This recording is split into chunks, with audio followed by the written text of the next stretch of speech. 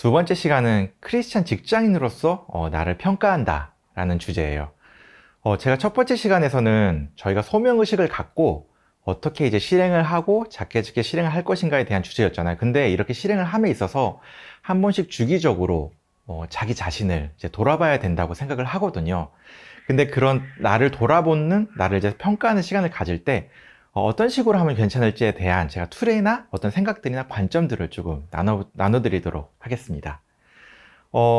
이 생각에는 우리는 크리스찬 직장인이잖아요. 그러니까 만약에 우리가 직장인이라면은 그 나의 평가를 하거나 어떤 나의 가치를 얼마나 된다라고 생각했을 때 뭐 연봉이나 성과들은 있지만 우리가 크리스찬 직장인으로서 우리가 이 소명이나 이런 실행에 나감에 있어서 나의 가치나 어떤 평가 기준들을 이제 셋업할 때 관점이 좀 달라져야 돼요. 근데 이 관점을 도와주는 개념이 하나 있어요. 그게 개념이 뭐냐면은 사회적 가치평가입니다. 이 사회적 가치평가란 뭐냐면은 여러분들이 만약에 어떤 사회적 기업이나 이런 것들을 평가를 할 때 일반 영리 기업과 평가를 하는 기준들과는 많이 다른 것들이 있잖아요.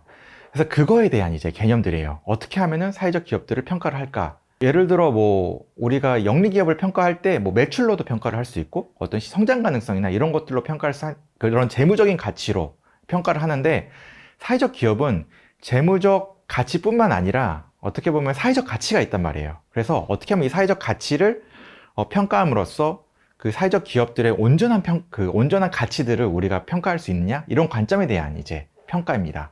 예를 들어 심리 상담 서비스를 이제 평가를 한다고 생각을 해보겠어요. 근데 우리가 단순히 심리 이 상담 서비스를 단순히 돈을 얼마나 벌고 물론 이런 것들로도 평가를 할 수 있겠지만 이 심리 상담 서비스가 가지고 있는 뭐 사람들의 어떤 우울증을 치료하고 그 다른 이제 사회적 가치들을 우리가 떠올려 볼 수 있잖아요. 그래서 그런 가치들을 평가를 할 때 보통 이제 영향력이라는 관점에서 우리가 평가를 해요. 영향력은 이제 예를 들어 이런 거죠. 어떻게 하면 좀 긍정적인 영향력을 좀 극대화할 수 있는가? 이 사회적 기업이 있음으로 인해서 또는 부정적인 영향력을 이제 최소화할 수 있을까? 이 두 가지 관점을 우리가 사회적 기업을 바라볼 수 있는 거예요. 그래서 예를 들어 이 영향력이란 거는 그냥 간단히 말해서 어떤 변화를 일으켰냐예요. 어떤 긍정적인 변화를 일으켰는지 아니면 어떤 부정적인 영향력을 이제 감소하는 방향으로 이제 변화를 일으켰는지.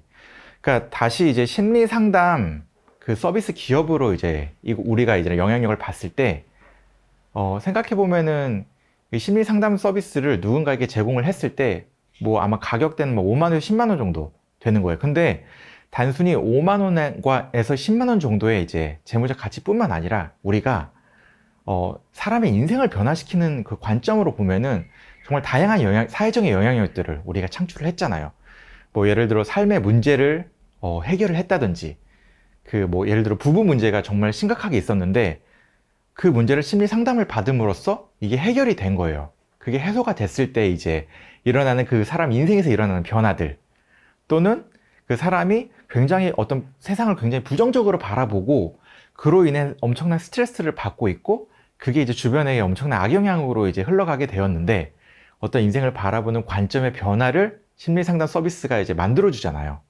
거기서 일어나는 우리가 사회적인 가치들 그리고 또는 우울증 그러니까 우울증에 걸리면은 사람이 이제 어떤 뭐 경제적 활동에 이제 제약을 받게 되고 어떤 회사나 여러 가지 생활에 있어서 많은 제약을 받게 되는데 이 심리 상담 서비스를 받고 나서 이런 것들이 해결됐을 때 정말 어마어마한 변화가 인생의 변화가 그 사람에게 일어난단 말이에요. 이런 영향력의 관점으로 심리 상담 서비스를 바라봤을 때 우리가 정말 어마어마한 어마어마한 가치가 있다고 우리가 생각을 할 수 있단 말이에요. 그래서 이런 관점으로 우리가 한 번씩 주기적으로 이제 영향력 관점을 우리가 이제 바라봐야 된다는 거죠. 그러니까 예를 들어 저의 이제 소명은 뭐 나와 직장인의 어떤 건강한 관계에 대한 그 이야기인 거죠. 그래서 예를 들어 제가 이제 어떤 컨텐츠를 이제 냈어요. 그러면 뭐 조회수가 얼마나 많은 사람들에게 저의 이제 컨텐츠가 이제 흘러갔는지 댓글들이나 이런 것들을 보면서 실제로 이제 댓글들이 많이 도움이 돼서 이런 것들을 보면서 저의 영향력들을 이제 점검을 할 수 있을 것 같아요. 또 우리가 주변에 내가 동료분들에게 미치는 영향력 관점에서 저의 이제 크리스천 직장인의 이제 생활들이나 이런 것들을 한번 평가해 볼 수 있을 것 같아요.